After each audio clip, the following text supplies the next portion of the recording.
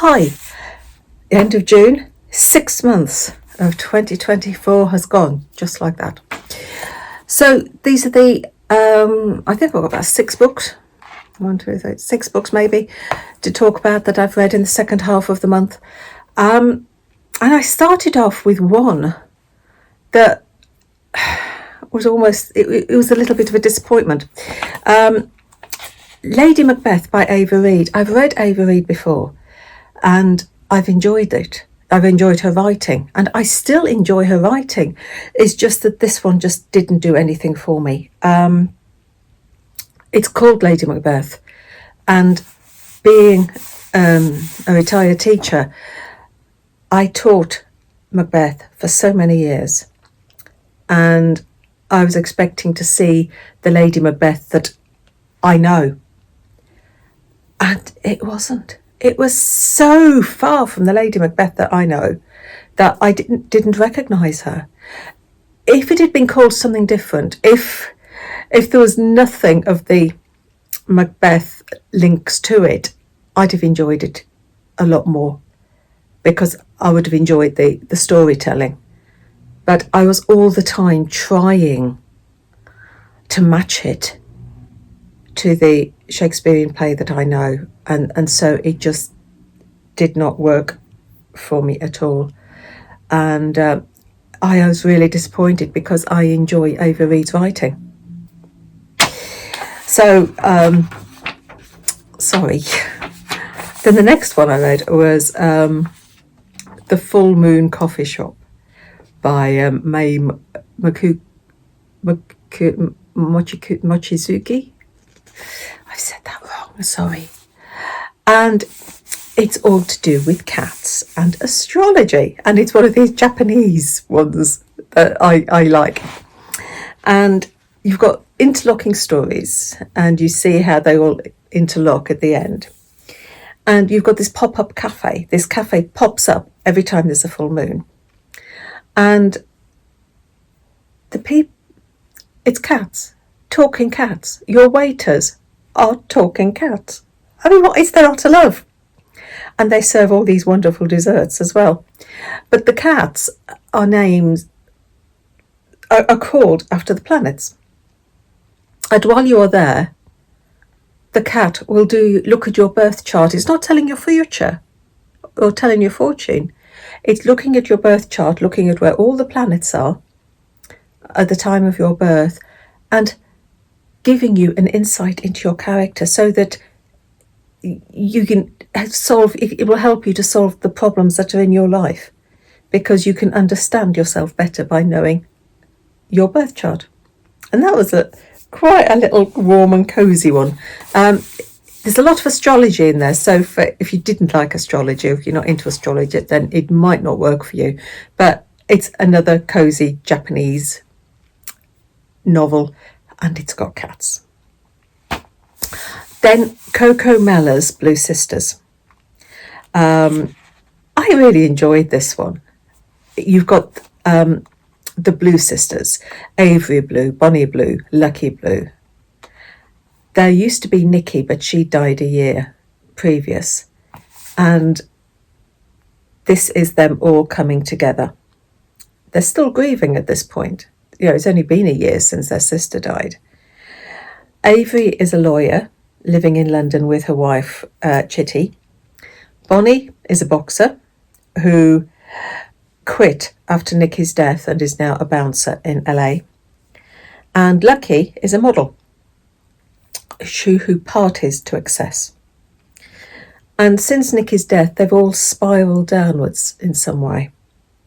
And now, a year later, they meet up and they're all pulling together again.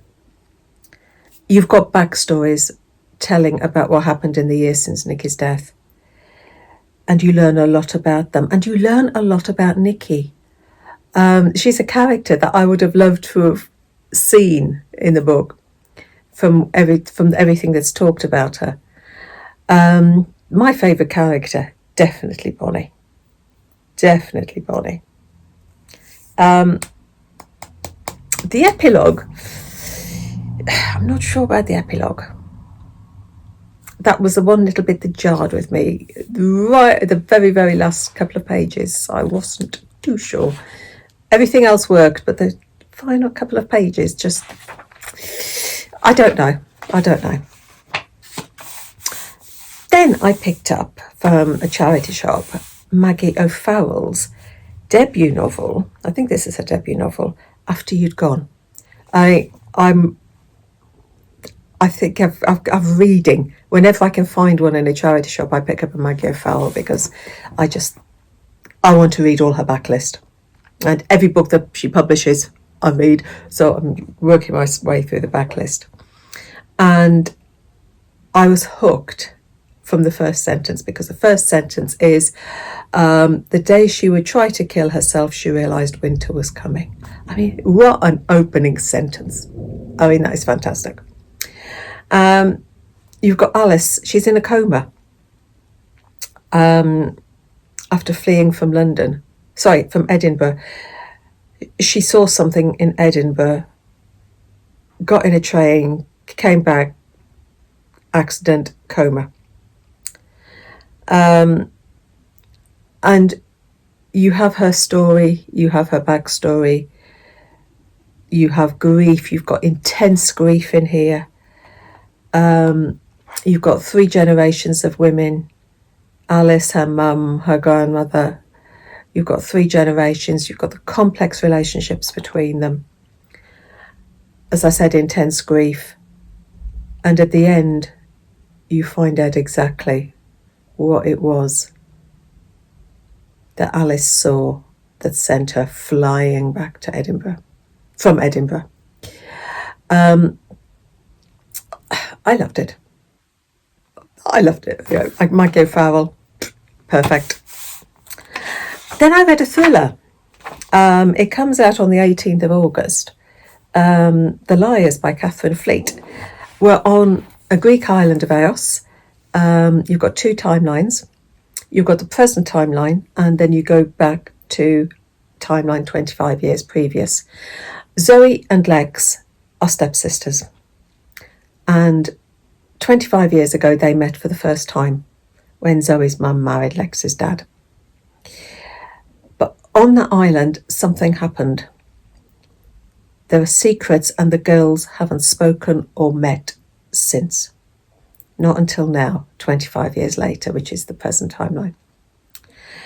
And meeting again, there is fear that all the lies and the secrets will be revealed. It is a slow burn. And through the timelines, you slowly find out exactly what happened. There's no killer twist here. But I liked the ending. The ending, I thought, was a very satisfactory ending. Some people might not like it, but I enjoyed the ending. Definitely. And then the final book I read was this one. Another charity shop book, and it was 16 Horses by Greg Buchanan. This, I don't think I've read such a dark, claustrophobic book. I'm positive that the sun didn't shine once in here. I'm positive it didn't. It's a debut novel, and I will have to give you trigger warning for animal abuse. If there is animal abuse in here, a lot of it.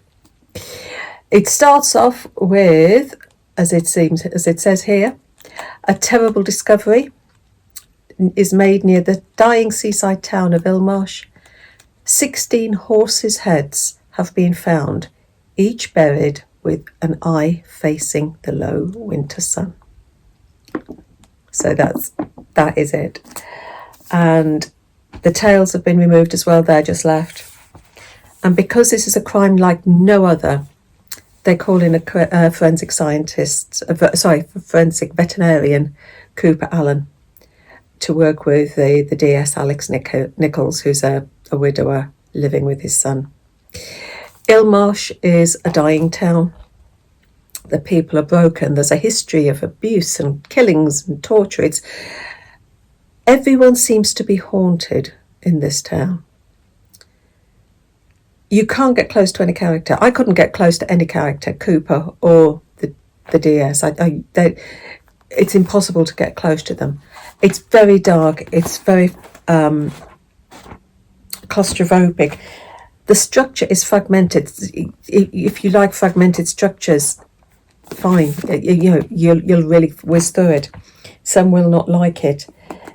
You jump from here, there, and everywhere, and it's almost like sort of watching a movie where the scene keeps changing. I was engrossed by it. I thought it was. I couldn't put it down. It really engrossed me. It's uncomfortable, very, very uncomfortable, but I still couldn't put it down. So those are the books that I read for the second half of the month. Book of the month,